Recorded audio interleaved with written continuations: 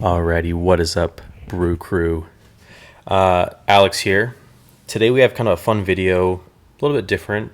We obviously do podcast episodes, but we also want to provide some other unique coffee content, whether it's gear related or coffee specific related. So we've got a video coming out soon for Big Face brand coffee. We do a little tasting of that, so that was fun to try out. So be on the lookout for more stuff like this. We really kind of want to appeal to a wider audience than just doing podcasts. So today we have something pretty cool that we're going to be looking at. This is the Mahlkonig X54, which you've likely heard about me talk about in the videos. I've been loving it. Something Euan and I kind of wanted to do pretty early on was make a single dosing hopper system for this grinder. And so there was one design that we saw from some guy in Korea, but he only ships locally to Korea. Tried to get him to see if he'd ship international and save this time of having to make this, but he wasn't about that. So we thought, hey, okay, let's go to the drawing board. Let's try to figure out something. And so a couple kind of things I'll just talk about before I kind of dive into the actual hopper itself. What I've found with this grinder is that, first of all, your grind is gonna, it's definitely it works best, I guess, when it's fed under pressure, when the grinds are fed under pressure. And so I found through single dosing that if I had a full hopper of beans, which makes sense, my finest grind setting that I could go to would be a lot higher than if I was just doing single dosing on an empty hopper. I really have to go a little bit finer. So that can provide some problems when you're looking at your total grind range. And when you're kind of looking at, okay, like what's the size I need to go to on this? Where do I need to calibrate it at? And what am I kind of working in? More videos to come on this, I think, in terms of kind of the burrs and the alignment and kind of all that, kind of in more of like a review style, but we'll kind of focus just on this. So when we saw that, we figured it would be great to try to emulate kind of like a ghost full hopper, right? So essentially what we kind of designed is a system that essentially feeds the beans into the grinder and kind of emulates that 300 gram bag of beans that's in the hopper if you were to empty like a 12-ounce bag. So the way this grinder is just set up to work, you have this right here. This is just the stock hopper that it comes with. You can unscrew 3 screws here and you can remove the whole plastic piece. Super easy to do. And then you have access to this little piece. So we figured, hey, let's kind of work with what they already have made. The reason for that, I'm going to put this mic down here. The reason for that, sorry for the noise, is that there is a safety mechanism here. There's a few little things that have to click down. You'll see here on the screen it says E1. It won't run when the hopper essentially isn't in. This little thing isn't clicked in. So you can see here on the bottom, it has a little piece that has to slot in there. So we essentially just designed it so that when this goes in, it essentially forces that, and you'll see the screen change to 30, which means it's ready to go. And it'll run there. So basically, this has to be on. And then this bottom hopper that we created essentially shoots down so that it is a more direct feed into the grind chamber. You can see it right there. These, you could actually put screws into the bottom. I figured don't really need to be screwing because it's not necessarily moving up and down. I mean, it's a fairly solid fit. It does fit into these grooves in the bottom there. And then the hopper, really straightforward, created it with kind of a blow-up design.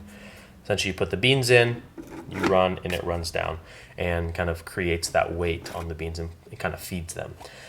We have 2 kind of files. We did design one that's just filled in and one that has space for kind of these washers. Now the goal was obviously to create some weight, but that became kind of problematic in trying to make sure that we could kind of create that weight. So we had to find something to fill it in. In a video Lance just did, he said you could do 60 millimeter SSP burrs. It actually fits in here. These are just kind of washers from Home Depot. I think they're like Everbuilt or something like that. We found that they fit, so I super glued these in here. They won't come out. And that kind of creates a kind of weight. And I'll actually see what this whole hopper weighs really quick. It's been a bit. Okay. Yeah, so this is about 186 grams. So that's about actually half bag, correcting my previous statement, which still is a decent amount. You could find potentially heavier elements in here that would kind of make that a little bit heavier, but we found that that does work well. So that's kind of the system. One thing that I'm still trying to kind of work out is with this bellow system. It does pump out a little bit, but what we do find is that when you're using the bellow system, there's not an exact seal. Let's see if I can try to move you in here. So you can kind of see inside of here. There's not an exact seal within the grinding chamber that essentially will prevent grounds from getting all up under here. I'll post some pictures of what that looks like after, I don't know, maybe a few months of use with the bellows, but it does get a little bit messy. I don't know how that affects the long-term, health of the machine. Definitely there are some gaps in here that the grounds can get into. There's a fan at the bottom, so I'm sure they're maybe being pushed out. But it probably would be good if you're using the bellow system to open up the top and just vacuum it out every once in a while. It's good to keep your grinder clean in general, but yeah, that's one thing that we're still kind of working on. I think the solution here is just going to be to go and get like a silicone gasket. And there is just a small gap in here that I think if we seal off, using the bellows will be more of a kind of a sealed system. But right now, as it is stock with this hopper, it does create a little bit of a kind of messy situation. And you'll see by the picture, it was kind of crazy. But in general, even if you don't use the hopper, it's still, the retention is about, let's say, a gram. I just cleaned this out last night. And I think my first grind, there was about 0.3 grams retention. 0.3 grams retention just from the first one. Usually I'll dose, if I'm doing a 19 gram dose, I'll do 19.1. And that will actually just render out right about 19. You're definitely going to have some retention from previous grinds that will come out. Obviously that's a little bit unavoidable. It's not designed for single dosing, but you're going to get pretty close.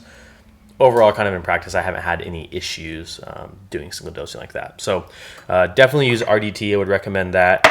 Bring static down. I didn't actually take the clumper fully out, probably because when I first got it, there was still just a lot of static with the new burrs. I did trim just the tip of it, so there's still space for the grinds to come out. But in general, if you do leave the clumper in, over time, you will have some kind of buildup depending on the beans that you're using, if they're a little bit more oily, I guess. If it's like a slightly more darker roast, that will build up. So again, like, keep your grinder clean. But overall, it works great. I think some plans for the future, we want to make this more universal for other bellow types out there. I'll link this one in the description. It's just a one from Etsy. It's like the one that's used on the Eureka machines. I figured it looked cool and it was small, so it would work well. But in retrospect, because there's only about 3 actual bellow pumps here, we definitely need to get something that I think has a little bit more pushing power. So I'm be curious to see how the one that Lance has works. But so we'll probably kind of redesign a couple top hopper shapes, or if you guys redesign one, definitely create that and share it with us, share it with the community. But yeah, I mean, there's a lot of potential. There's a lot of different bellows out there. This is just the one that we went with almost purely for aesthetics, because I wanted it to look, kind of simple. So but that's essentially kind of this single dosing hopper system. Again, I'll do kind of more just kind of everyday user thoughts on how is this grinder from a home grinder perspective. That'll probably be coming soon. I've had it for, I guess, at least almost 6 months now. So I've kind of got some good use out of it. Really only use it for espresso. Haven't used it on a filter much. I also just using the stock burrs here, so I haven't gone the Ditting burr route yet. But yeah, so that's kind of all the thoughts. Let us know if you have any questions or if you have any thoughts down below. Thanks for tuning in. And if you like this kind of different format of a video, let us know. We'll keep making these. So talk to you later.